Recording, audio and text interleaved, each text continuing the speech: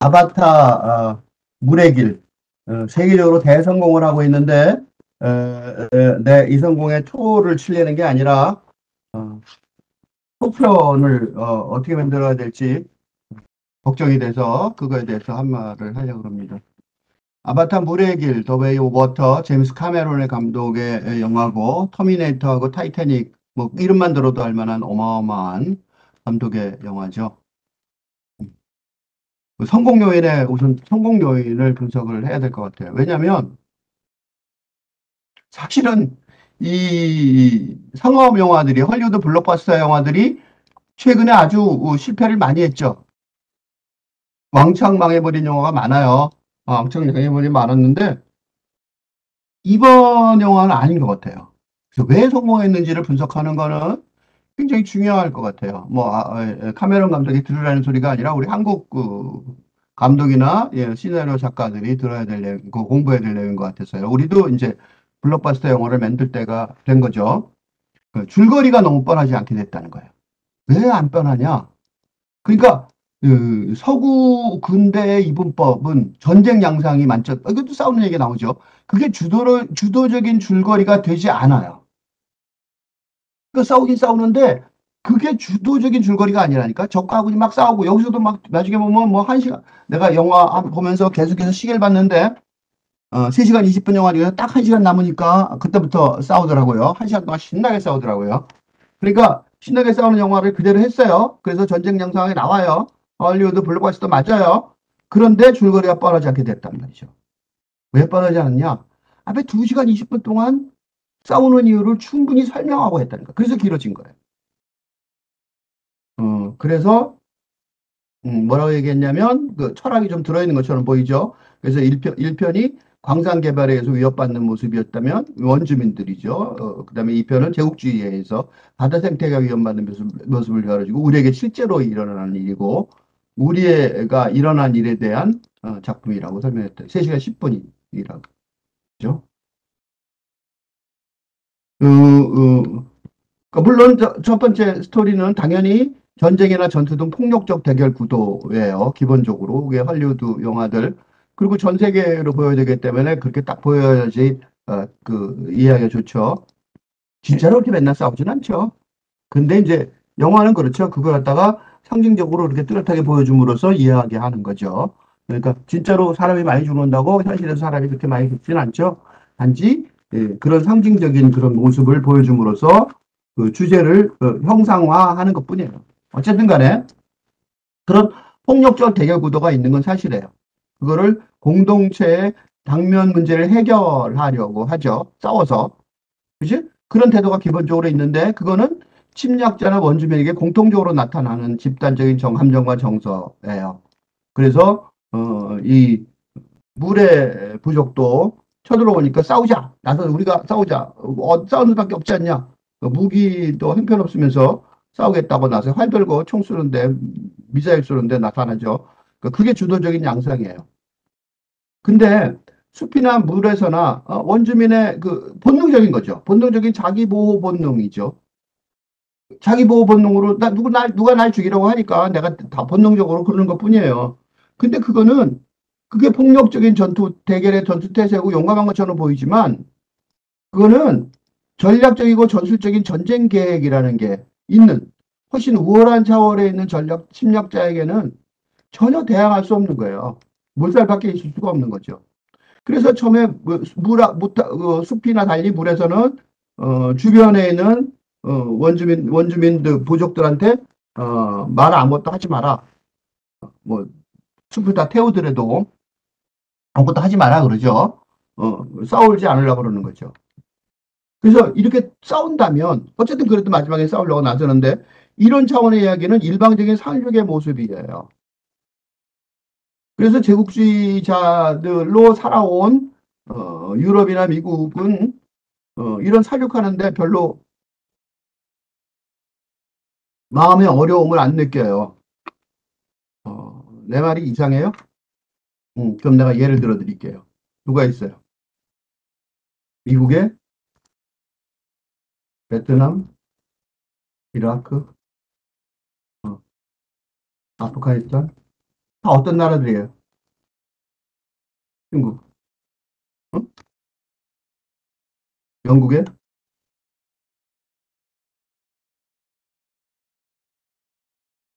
아르헨티나? 응? 작은 섬 친구. 지금 이름도 까먹었죠? 또? 소련의 우크라이나 친구. 더 웃긴 게 뭐냐면, 이게 다 뭔지 아세요? 이게 일방적인 사륙의 모습이었던 시대에 대한 환상을 갖고 있는 거예요. 근데 이게 특징이 뭔지 알아?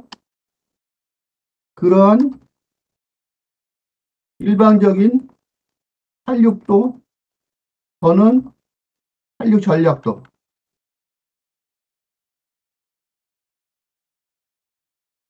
저는 또, 저는 잘 작동되지 않는 비참한 현실. 제국이라도 제국주의, 제국에. 그런 거 갖다가, 그런 지금 안 되는데도 불구하고 계속해서 이런 미친 짓을 하죠. 누구 하나 따질 것도 없어요. 미국이나 소련 어쩌고 그러는데, 도찐 개찐이에요. 네, 그렇지만 그렇게 쭉 해왔다는 거죠. 여기서도 뭐예요? 아주 몇 명의 이런 그 특공대원들이 돌아다니면서 총으로 도륙을 해버릴 수 있죠, 몇 명이. 그 세계적인 상업적인 석권을 그 세계적으로 팔아야죠. 뭐 몇십 조, 뭐 10조 이렇게 벌어야 되니까 10조 정도 벌어야 되니까 조 단위로 쓰죠. 만들 때도 몇 조 단위로 2조, 3조 이렇게 쓰잖아요. 그러니까 10조는 벌어야 되겠죠.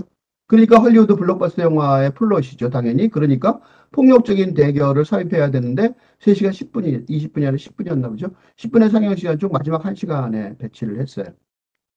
근데 중요한 거는 이 폭력적 대결의 담론을 합리적으로 구축해야 관객을 설득하는데 어느 정도 성공해야 되는 거죠. 옛날처럼 무조건 때려부신다고 사람들이 와서 돈 내고 와서 보고 박수 치고 나가지 않는단 말이죠. 그거는 알게 된 거예요. 제임스 카메론 감독이 그만큼 똑똑한 거죠. 그래서 폭력적인 대결이 즉각적이고 일차적인 대응책이 아니어야 한다는 원칙을 만든 것 같아요. 근데 이거는 단순한 이런 원칙이 아니라 이런 단순한 원칙이면 아마 설득력이 없었을 거예요. 근데 이게 그 밑에 사상이 깔려 있어요. 무슨 사상이 깔려 있냐면 바로 이거예요. 탈근대 시대, 지금 탈근대 시대의 포월의 전략은 어, 이미 이전 시대 전근대를 배척하고 부정하는 근대적 세계관과 좀 달라요. 근대적 세계관에는 당연히 앞에 거를 부셔버리고 아까 뚜껑배원처럼 때려부시면 돼요. 근데 지금은 이미 이 도래에 있는 탈근대 시대가 도래해 있지만 아직도 근대 시대가 남아있단 말이죠. 그래서 그 위세를 떨치고 있는 근대 시대의 힘을 부인하거나 부정할 수는 없어요. 그래서 근대 시대식으로 못한단 말이죠. 그래서 어떻게 하느냐? 탈근대 시대의 전략은 포홀이에요. 포함과 초월이에요. 즉 감싸고 넘어가기가 되지 않을 수가 없는 거죠. 이런 방식을 이해를 하고 있어요. 이런 시대적인 변화의 정신. 그래서 이거를 좀 정리해 보면 이게 무슨 소리냐? 페미니즘을 볼 수 있어요. 페미니즘. 요로 하나 설명을 해보려고 그래요. 지금 이 포홀의 전략을. 페미니즘이라고 해서 남성과 여성의 구별을 할 때 이게 한 차원이 아니에요. 보면은 1차원적으로는 생물학적이죠. 남자와 여자. 다르죠? 남자의 가슴과 여자의 가슴은 완전히 다르잖아요. 그죠? 그 남자는 임신을 못하고 여자는 애를 낳잖아요. 그 생물학적 생존의 차원이 완전히 다르다고요. 그 생존이죠, 생존. 이게 1차원적인 차원이에요. 1차원적. 2차원적인 차원이 근대적인 차원이에요. 정치적인 대립의 차원이죠. 이거는 전근대 원시, 어? 그 근대적인 정치적 대립의 차원이에요. 그래서 이거는 뭐 이럴 때 구별할 때는 남성적, 여성적인 거 구별해요. 이게 뭐냐면 남자아이들은 탱크를 사주고 여자아이들한테는 인형을 사주고 그래서 어릴 때부터 구별을 시키는 거죠. 교육을 시켜서. 요새는 안 그런다고 그러죠. 이 정치적인 벌써 페미니즘 개념이 들어선 거예요. 근데 이 정도 가지면 이건 둘 다 대결을 하죠. 대립을 하죠. 그러니까 페미니즘이 요새 백래시라고 그러죠. 페미니즘에 대해서 나 불만이 있어요. 나도. 왜 그러냐면 이런 대립을 하는 거는 차원이 좀 낮아요. 나는 페미니즘 현재 그 투쟁적 페미니즘 이게 투쟁적이죠. 이때는 대립적인 게 투쟁적이죠. 투쟁적 페미니즘에 대해서 내가 불만이 있는 이유는 단 하나예요. 페미니즘을 반대해서가 아니라 근대적 페미니즘이기 때문에 그래요. 수준이 낮다 이거죠, 내 얘기는. 3차원적이 돼야 되는데 3차원적 탈근대적 페미니즘으로 못 간다 이거예요. 그래서 탈근대적 페미니즘이 돼야 되는데 투쟁하고 싸우는 것만 하고 있다는 거예요. 탈근대적 페미니즘은 문화적 포월의 차원이에요. 또 포월이라는 단어 나왔죠. 이때는 뭐냐면 남성성과 여성성을 말해요. 요건 설명을 좀 드리면 동성애, 동성애보다 더 많지. 이 청년 시절 있죠. 청년층. 청년층에는요, 남자, 그러면 남성성이 거짓말 한번 대고 한 90%는 될 거예요. 여성성 10%. 여성은, 여자는 어때요? 남성성이 10%, 여성성이 90%일 거예요. 그래서 어떻게 해요? 이 남성성과 이 여성성이 만나면 어때요? 불꽃이 튀겠죠? 그래서 어떻게 돼요? 그때는, 청년층에는 사랑에 빠질 확률이 높죠. 사랑에 빠질 확률이 불꽃이 튀는 거죠. 어, 만나면 음극과 양극이 만나는 거죠. 양극과 어, 음극이 만나면 불꽃이 핀다. 근데 몇 살이 지나면 요게요. 몇 살이 지나면 어떻게 되는 줄 아세요?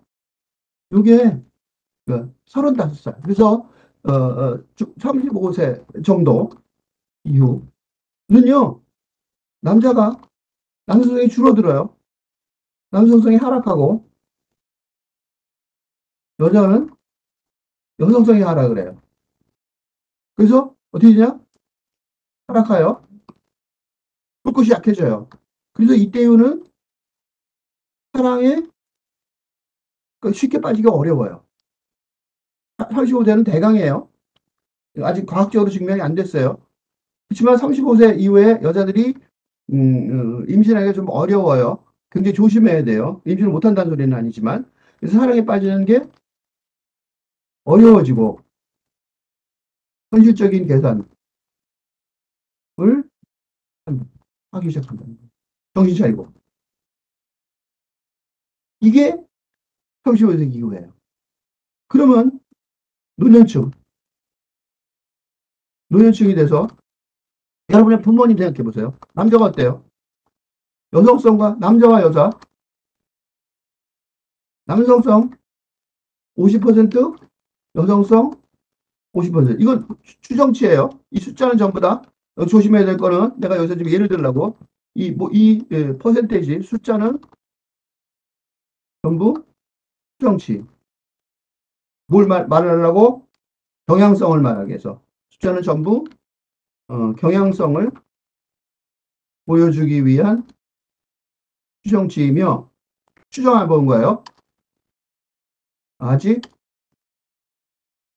과학적으로 입증된 바 아직 못 찾았어요. 근데 여러분들이 연구해서 한번 해보세요. 이거 굉장히 좋은 연구 결과일지 가능성이 높아요. 왜 내가 얘기 길게 하냐? 이 남성성과 여성성 이것 때문에 그래요. 이거 지금 설명하려고 그러는 거야. 여러분의 아버지들, 부모님, 젊은 사람들의 부모님, 중년 남자, 중년과 노년의 남자는 잘 온다. 응?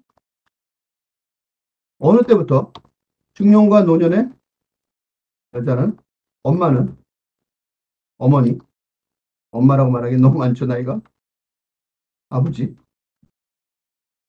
웃기게도 아버지는 약하고 약한 모습을 보이고 어머니는 여자는 보스 기질이 크게 발휘 그죠? 무슨 소리예요? 이건 내가 왜 이렇게 길게 설명한 줄 아세요? 그러니까 우리는 남자와 여자를 생물학적으로 볼 때는 당연히 둘이 다르죠.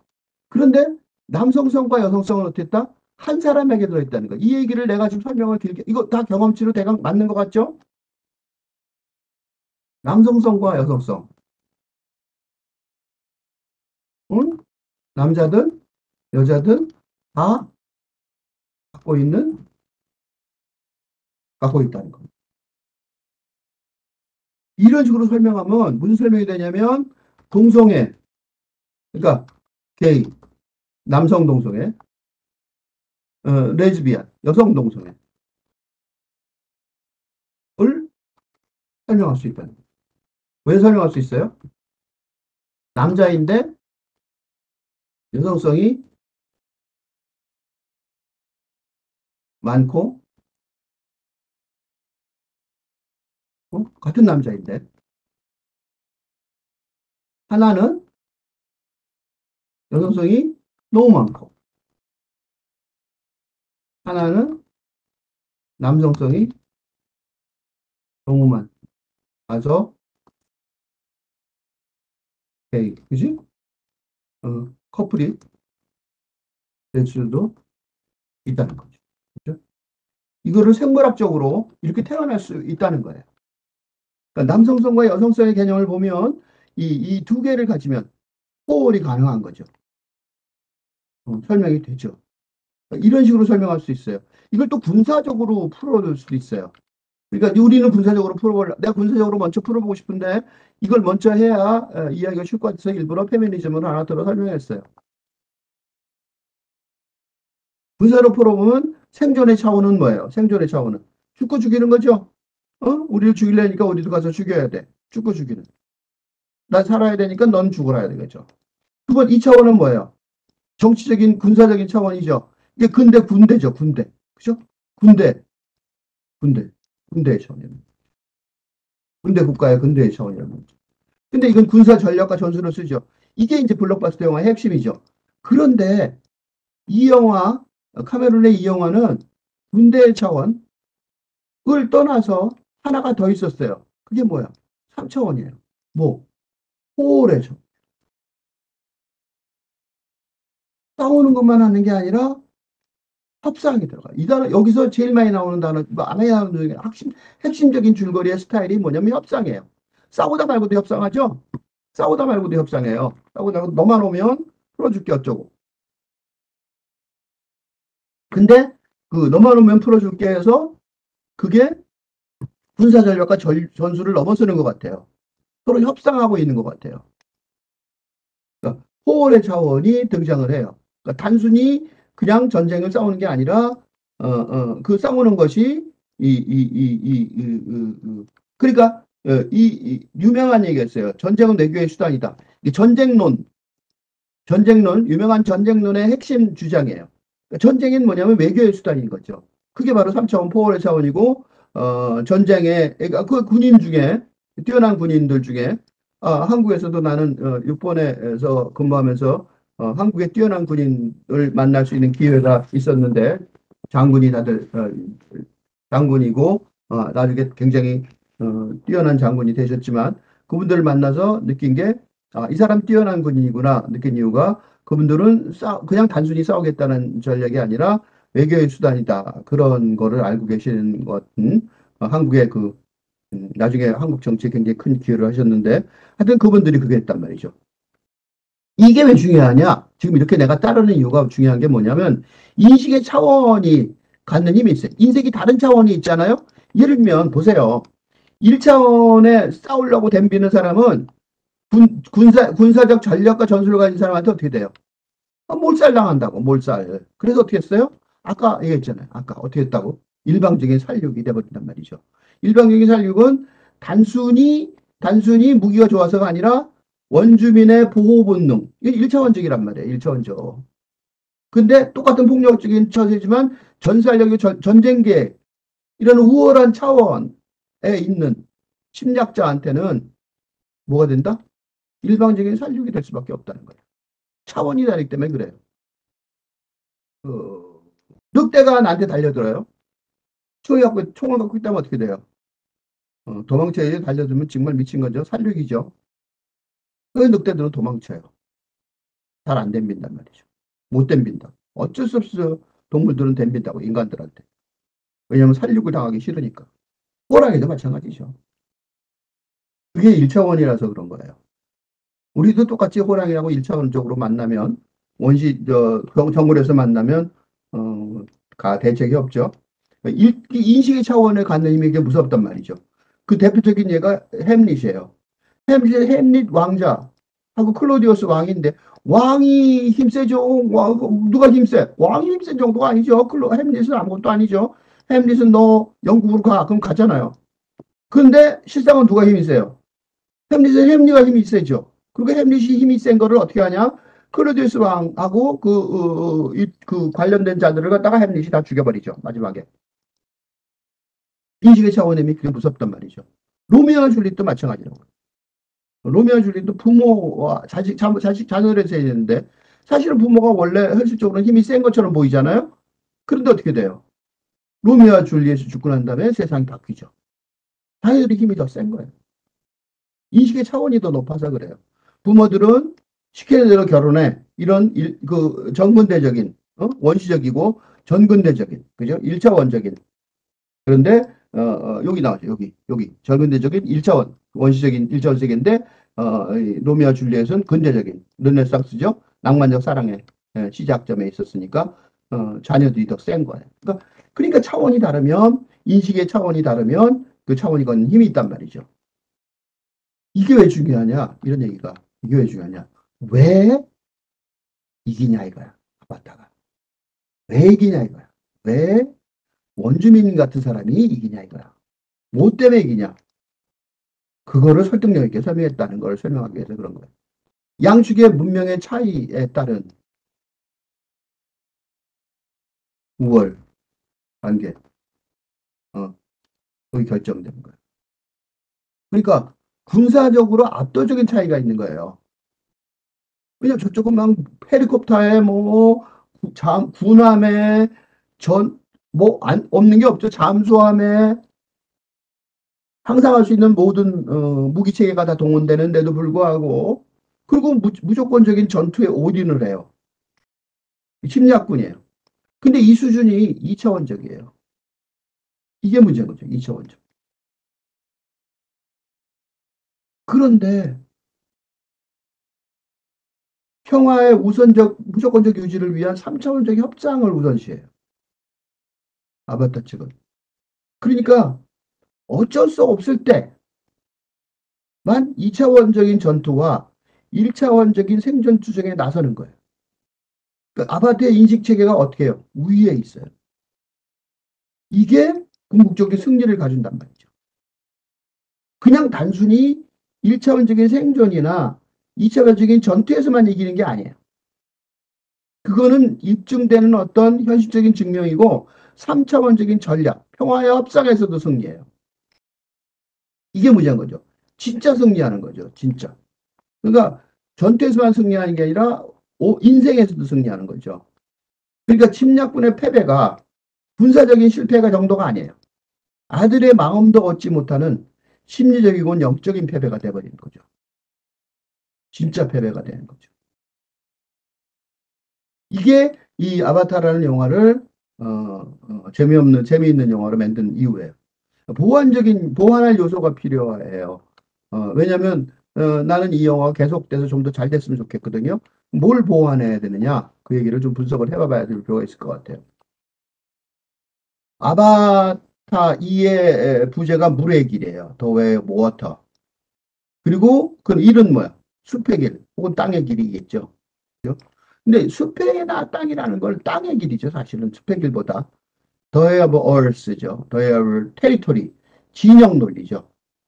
진영, 땅이니까 줄긋고 우리 땅, 네 땅 이런 게 있잖아요. 침략, 그죠? 그래서 영토 수호를 해야 되고 이에 대응하는 침략 전쟁이 있는 거죠. 이런 정황이 이제 이 영화의 도입부에 그냥 드러나요. 응? 도입부에 그게 싸우지 않았지만 그렇게 될 거라는 걸 확실히 알게 해줘요. 그러니까 우리 제국주의, 우리나라도 제국주의에 당했었죠. 제국주의에서처럼 문명의 수준의 차이로 인해 원주민의 학살에 이르는 결과가 너무 분명하죠. 이걸 알게 된 거죠. 이거 너무나도 뻔하다 이거예요. 그래서 원주민의 입장에서는 당연히 전혀 다른 차원의 대비책이 필요하다는 거예요. 그런 입장에서 이 영화가 나왔어요. 그 침략자 입장이 아니라 원주민의 입장에서 이 영화를 찍은 거죠. 그러니까 이 아까 얘기한 이거 이런 미친 짓은 안 하는 거죠. 얼마나 대단해요. 그죠? 이건 미친 짓이잖아. 이런 미친 짓 안 해요. 놀랍단 말이죠. 지금도 벌어지고 있는데 우크라이나에서는. 이 땅의 길에서 물의 길로의 전환이라는 거는 이거는 엄청난 거예요. 단순한 전환이 아니에요. 근대 산업사회 발전 논리의 기반으로 환경론. 그러니까 땅의 길은 환경론이에요. 그 환경이란 게 뭐냐? 인간의 환경이죠. 그러니까 인간 중심주의예요. 여기다 내가 빼먹었는데 일부러 안 썼는데 어려울까 봐. 인간 중심주의 또는 인본주의에 어, 근거한 의거하는 환경론이 있었단 말이죠. 그게 땅의 길이에요. 근데 물의 길은 뭐냐? 가이아 이론을 핵심으로 하는 생태론이에요. 이거 엄청난 차이예요. 이게 얼마나 엄청난 차이냐면 가이아 이론은 누가 주임해요? 가이아가 누구예요? 지구죠, 지구. 지구. 생태계가 중심이고 인간은 그 하나의 요소일 뿐인 이라는 이게 가이아 이론의 핵심이에요. 인간은 그냥 동물이나 다른 돌이나 그런 것만큼이나 아무것도 아니다. 라는 게 가이아 이론이에요. 인간 중심주의를 벗어난 거죠. 그러니까 이게 엄청난 차이죠. 이게 지금 엄청난 차이고 사실은 이 엄청난 차이가 이해가 지금 안 돼서 우리가 지금 기후변화에 대해서 해결책을 못 찾고 있는 거예요. 기후위기가 해결을 못 찾는 이유가 이렇게 인간 중심이 아니고 지구 생태계가 중심이고 인간은 그 하나 요소일 뿐이라는 걸 인정을 한다면 발전 논리가 없어지는 거죠. 그렇죠? 발전 성장 논리가 없어지는 거예요. 성장하지 뭐 발전하지 말라고? 안 되죠, 잘. 그럼 어떻게 하라고? 이런 식이잖아. 그러니까 이게 근본적인 세계관의 혁명적인 변화에 바탕을 둔 철학의 변화예요. 이게 단순하게 땅에서 물로 간 게 아니라니까. 땅에서 물로 간 게 아니에요. 영화에서는 그냥 땅에서 물로 가자 이렇게 말을 하는데 잠깐 물에 가서 피해 있자 이런 식으로 말하는데 사실은 이거 엄청나게 근본적인 세계관의 혁명적인 변화예요. 근데 이거는 지금 어떠냐? 기후변화, 기후위기 조금 전에 했던 얘기 있죠? 어떻게 해야 될지 모르잖아. 어떻게 될지 알아요? 몰라요. 그런 책 없어요. 전문가의 의견 일치가 이루어지지 않고 지금 뭔지도 잘 파악을 못한다니까. 그러니까 무슨 소리냐면 지구 생태계가 중심이고 인간은 그 하나의 요소일 뿐이라는 가이아 이론이 뭐냐? 그렇게 누가 물어보면 대답 아무도 못해. 대답 아무도 못해요. 그런 이론만 지금 있는 거야. 이론만. 폼나게. 가이아 이론. 이러고 있는 거예요. 사실 그게 어떻게 되냐? 어떻게 해야 되냐? 몰라요. 뭐냐? 잘 몰라요. 전문가들도 의견치가 안 돼 있어요. 그러니까 이 생태론을 구체적으로 어떻게 인류 삶에 적용해야 되는지 누구도 잘 알지 못하는 상황이에요. 그래서 쓰레기나 분리수거하고 있는 거예요. 쓰레기 분리수거를 비판하는 게 아니라 그걸로는 지구를 못 구해요. 쓰레기 분리수거에서 기후변화를 바꿀 수 있다? 사람들의 의식을 좀 바꿀 수는 있겠죠. 그게 더 중요한 역할을 하고 있다고 생각해요. 별로 도움이 안 될 거고 거의 말도 안 되는 노력에 가깝다고 나는 생각해요. 하지만 나는 열심히 분리수거를 해요. 왜냐하면 어떻게 될지 찾아야 되니까 공부가 더 중요해요. 그러니까 분리수거를 하는 행위를 통해서 그럼 도대체 인간이 중심이 아니고 지구 생태가 중심인 게 어떻게 되는지 고민하는 그 과정이 더 중요하다. 응? 분리수거가 나쁘다는 게 아니라. 그럼 어떡하냐 요새는. 그래서 뭐냐 아메리카 원주민의 지혜 뭐 이런 얘기들 들어봤죠 어디 그죠? 이게 뭔지 아세요? 옛날 얘기를 찾는 거야. 근대 사회가 이미 배제했던 전근대 시대의 삶의 지혜예요. 그걸 넘어섰으니까 지금 우리가 원주민들 자동차 안 몰았잖아. 그러니까 자동차 몰고 우리가 더 좋잖아. 원주민들 말 타고 다니고 있지. 그래고 어떻게 했어? 미국 그 기병대한테 몰살당해 버렸잖아. 뭐 잘났다고. 그죠? 그런데 방법론의 일부나마 찾으려고. 그런 것도 막 뒤지고 있는 거예요. 그러니까 아메리카 원주민의 지혜. 뭐 그런 얘기들이 거기가 절대적인 지혜가 아니라 방법이 없어서 거기까지 가는 거예요. 중요한 거죠. 중요한 건 중요하지 않다는 걸 부정하는 건 중요하지 않다는 거 말하는 거 있는 건 아니에요. 그렇지만 그거는 대답의 아주 조금의 시작일 뿐이라는 거죠. 아직 진짜 대답은 못하고 있다는 거예요. 왜 그런 얘기를 내가 하고 있냐면 이 영화의 부제가 물의 길인데 왜 뭐 워터죠. 웨이. 이건 사실은 물의 길이라고 보는 게 아니라 물의 도라고 번역하는 게 더 맞는 것 같아요. 이거는 서양적 세계관을 포괄하는 동양적 인식 체계가 보여요. 이 대표적인 게 프리치오 카프라라는 사람의 물리학의 도라는 이건 더 타워 오브 피직스예요. 타워 오브 피직스. 자세하게 할 시간은 없지만 프리치오 카프라 우스운 사람 아니에요. 뭐 요걸 짧게 설명을 할게요. 왜냐하면 물리학의 도가 왜 중요한지 동양 사상이 왜 중요한지 설명하는 하나의 사례로 내가 이걸 들었으니까. 어, 아원자의 세계라고 있어요. 아원자. 아원자는 뭐냐? 원자. 원자는 알죠, 우리가. 원자, 분자 할 때 원자. 그러니까 물질의 근본 요소라고 여겨졌던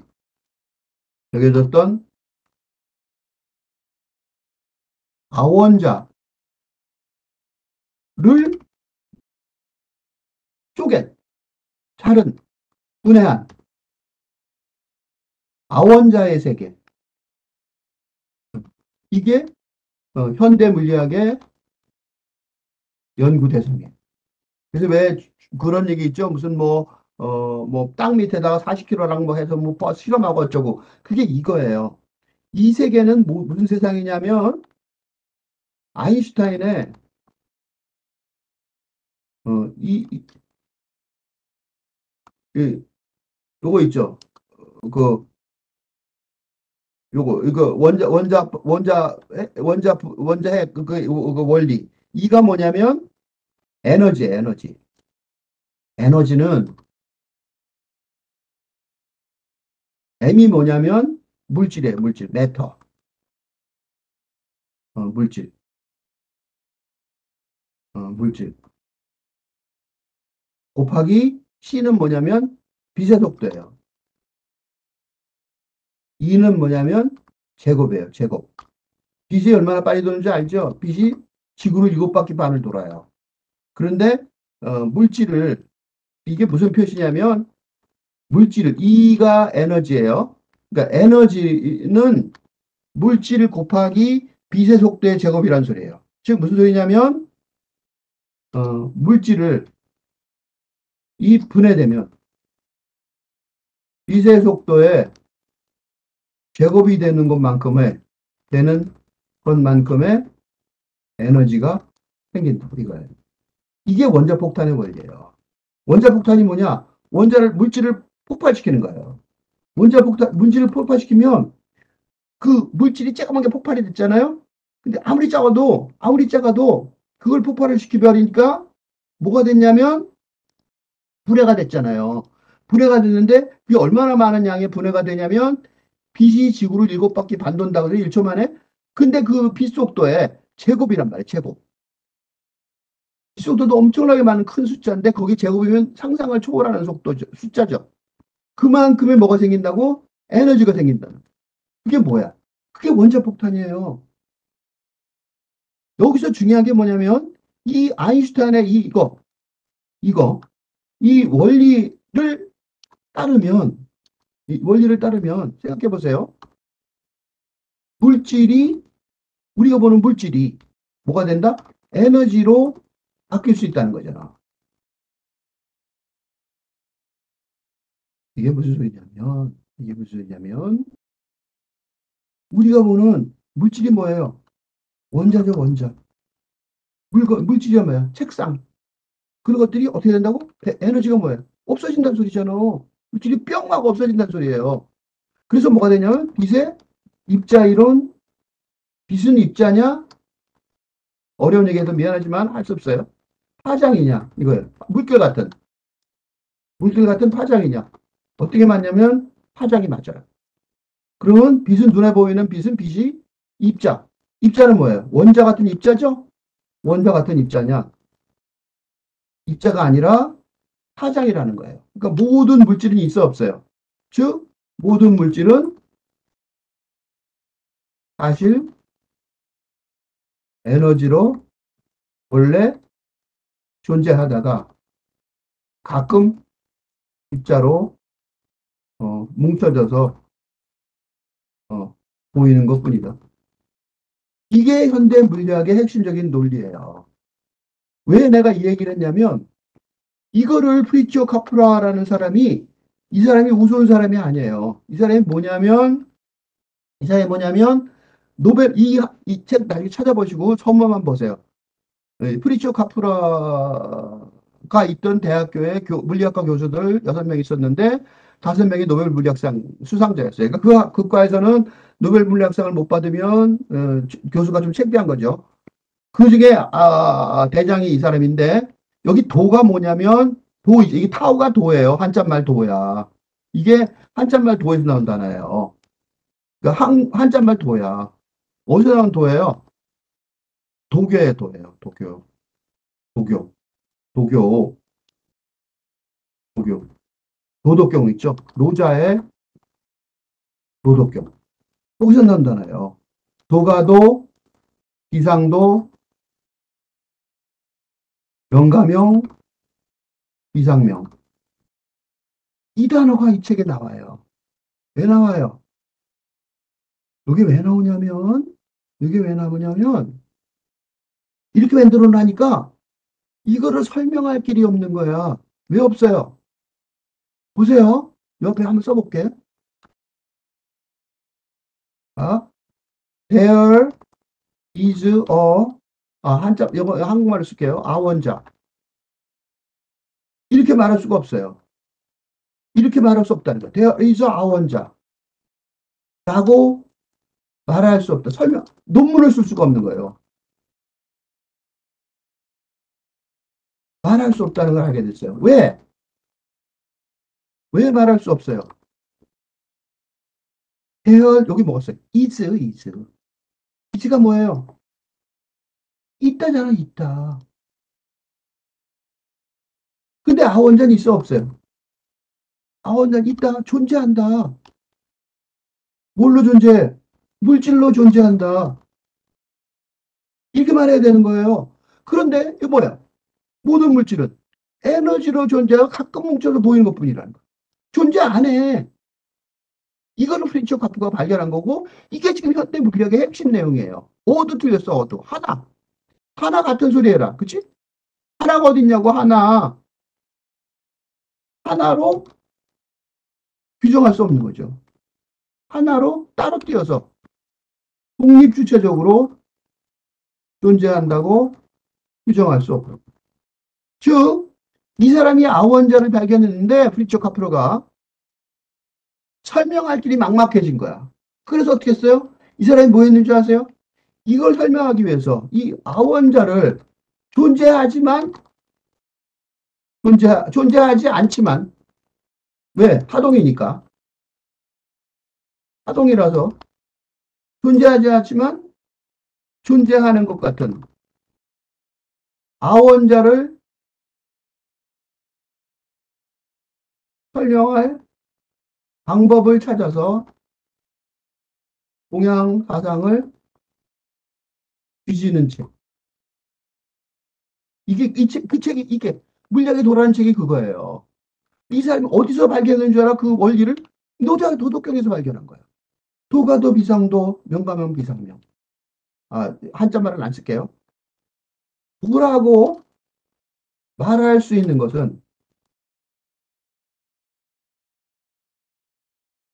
도가 아니고, 이름으로, 이름으로 부를 수 있는 것은 상도.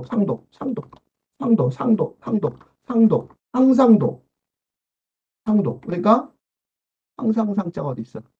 상도, 여기 있다.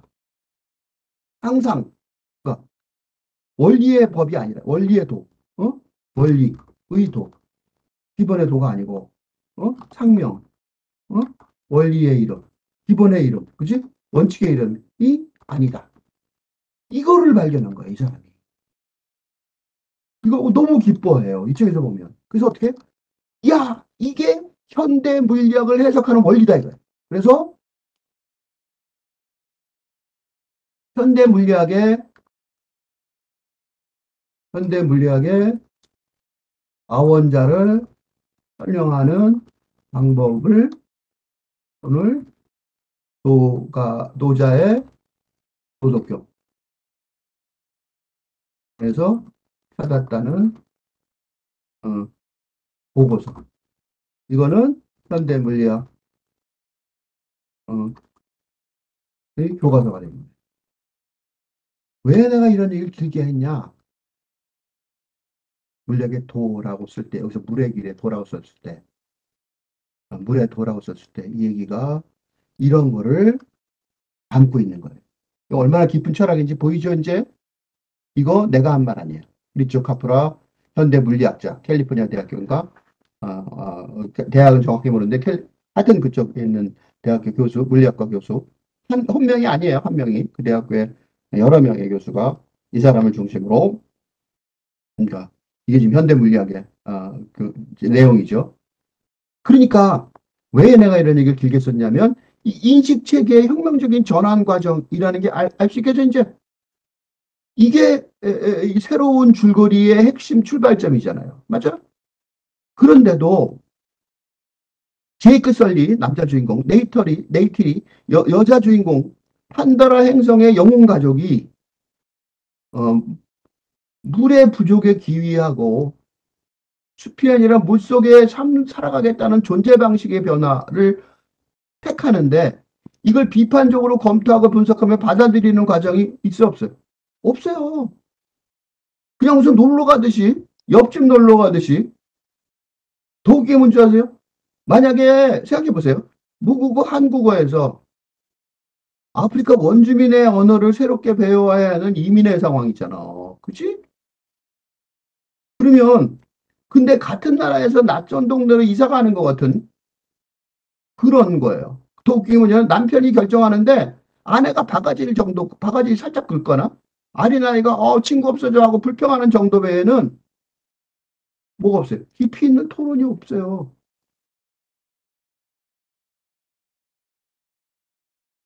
헐리우드의 대부였던 하비 아인슈타인의 성폭력 고발에 미투 운동이 그 사람 때문에 미투 운동이 시작되죠. 사실은 본격적으로. 그런데 탈근대적인 의식 체계로 바뀐 건데 지금 이거 그치? 근데도 아버지라는 과부장의 권위에 의존하는 거예요. 우리 일방적인 의사결정. 아버지가 내가 말했는데 네가 무슨 대꾸야 이런 식이에요. 그 세상이 바뀌었는데 엄청나게 바뀐 거죠. 바뀌어야 되는데 그 이전 시대의 상황과 다름없는 효력을 발휘할 것이라고 이게 말이 안 되죠. 세상이 왕창 바뀌었는데 어떻게 똑같냐고. 더 웃긴 게 뭔지 아세요? 물 속에 잠수해야 되잖아. 물의 부족이 훈련을 담당하면서 여러 번 설명을 해요. 이거 어떻게 하라고. 장시간 잠수를 위한 복식호흡법이 여러 번 말해줘요. 근데 어떻게 이거를 훈련해야 되는지는 설명이 없어요. 그냥 반복해서. 그래서 카메론 감독도 걱정이 되는지 똑같은 말을 몇 번씩 해요. 깊이 숨 쉬고 어쩌고 배로 숨 쉬고 어쩌고 그런 얘기를 여러 번 반복을 해요. 아주 심각한 상황. 그 마지막 장면에서 아버지가 나는 두고 가. 그런 장면에서 아들이 거꾸로 뭐 그런 식으로 얘기해요. 깊이 숨 쉬고 뭐 그 일 몰랐으면 거기까지 왔겠어요? 말도 안 되는데 또 해요. 관객들 들으라고 하는 소리죠. 그러니까 카메라 감독도 이게 이건 관객들이 저들이 이해를 할 수 있을까 걱정을 하는 거예요. 그러니까 단순 반복하는 거죠. 여러 차례 단순 반복해요. 설명도 없이. 그리고 암송되는 거예요. 근데 이거는 서양식 사고방식에서 동양식 사고방식으로의 인식체계의 전면적이고 총체적인 전환이잖아요. 암송해서 될 일이 아니라고. 심오한 차원의 논의 과정이 있어야 되는 거죠. 이게 완전 생략돼 있어요. 그러니까 일면, 그래서 논리적으로 모순이 자꾸 발생을 해요. 무슨 모순이냐? 이민의 상황 같은 걸 생각해 보세요. 이민, 우리가 아는 이 미국 이민 같은 걸 생각해 보시면, 이민 상황은 누가 더 잘 적응해요? 기성세대보다 청소년 세대가 쉽게 적응하죠. 미국의 이민자 가정을 생각해 보시면, 이중 언어, 한국어, 영어 둘 다 다하는 능력을 못하긴 마찬가지예요. 청소년들도 한국어를 잘 못하고 그래요. 그렇지만 자녀 세대는 영어에 능통하지만 부모 세대는 어때요? 못하는 거죠. 이게 Everything, Everywhere All at Once, 이번에 유명한 영화죠. 그게 주제이기도 하죠. 그만큼 중요한. 쿵푸 팩터라는 영화를 보면 그게 이제 동양적 사고방식을 깨닫는 연습 과정인데 수련 과정이 대부분이에요. 쿵푸 팩터가 굉장히 대부분이 수련하는 과정이에요. 근데 보세요. 이게 없어지는 거예요. 생략됐다고. 그래갖고 숲의 영웅이었던 부모 세대가 숲의 영웅이었지 물의 세대는 아니잖아. 그런데 물의 세계에 와서도 자녀 시대에 비해 전투 승력의 압도적인 우위를 지킬 수 있었다. 이거 억지 주장 아닙니까? 자녀들이 저 잘하겠지. 억지 주장이 되는 거죠. 그러니까 영화 보는 동안에는 깜빡 속아 넘어갈지 모르지만 영화 나와서 이상하다 이렇게 되는 거죠. 그러니까 이게 왜 중요하냐? 탈근대 시대의 세계인데도 전근대 시대와 근대 시대의 상황 속에 있는 가부장적 위계 질서 이게 그대로 있어요. 아버지가 말한 대로 들어야지 뭐, 그치? 그래서 무슨 얘기를 하냐면 장자상속 얘기가 나와요. 그래서 차남이 그 두 번째 아들이 좀 걱정하죠. 그 갈등을 일으키죠. 그죠? 그 얘기가 계속해서 나오고 그다음에 침략자의 물론 침략자가 여성 영웅이 한 명 나와요. 네이틀이. 그다음 전투 능력이 뛰어나죠. 그렇지만 뛰어나지 별로 잘 안 드러나고 다른 여성인 등장인물은 어떠냐? 대부분 가부장제의 전통적인 위치, 즉 약하고 보호해야 될 어린아이와 같은 처지에 놓이거나 성공적인 전투 장면이 생각 네이트리게 싸우는 장면이 잘 안 나와요. 진짜 잘 싸울 텐데. 그러니까 분노하겠죠? 근데 분노를 하고 싸우는 장면은 안 나와요. 그 호녀를 비롯해서 혼종성, 순수성의 단순한 옹호에서 벗어나서 혼종성의 중요성을 깨닫긴 해요. 탈근대적이죠. 그렇지만 그것도 탈근대적인 새로운 세대를 위한 사고방식의 변화는 안 해줘요. 그래서 이 영화가 혼종성의 복잡한 사고와 순수성의 단순한 사고의 혼란스러운 동거 같아 보이는 거죠. 물론 이 카메론 감독을 옹호하고 싶어요. 왜냐하면 세계의 관객을 목표로 하기 때문에 할리우드 영화잖아요. 블록버스터 엄청나게 몇 조의 돈을 들인 영화이기 때문에 단순하고 기계적인 만화 표현 방식을 선호할 수밖에 없겠죠. 그래서 담론이 논리적인 모순이 생길 거예요. 어떻게 간단하게 복잡한 얘기를 해요. 그러니까 지금 간단하게 복잡한 얘기를 하라 이런 주문을 받은 거죠. 자기도 그렇게 한 거죠. 근데 근대에서 탈근대 시대로의 시대 전환 상황 속에서 영화 속에서 그 영화니까 어떻게 탈근대의 새로운 인식 체계를 반영해서 미래 지향적 양상을 보여줘야 되겠죠. 근데 동시에 근대 사회 인식 체계에 익숙한 사람들에게 만족스러운 이야기 전개도 또 제공해야 되는 거예요. 그래서 인식 체계의 중심이 서양에서 동양으로의 전환하는 정도로 파격적인 상황인데, 그지?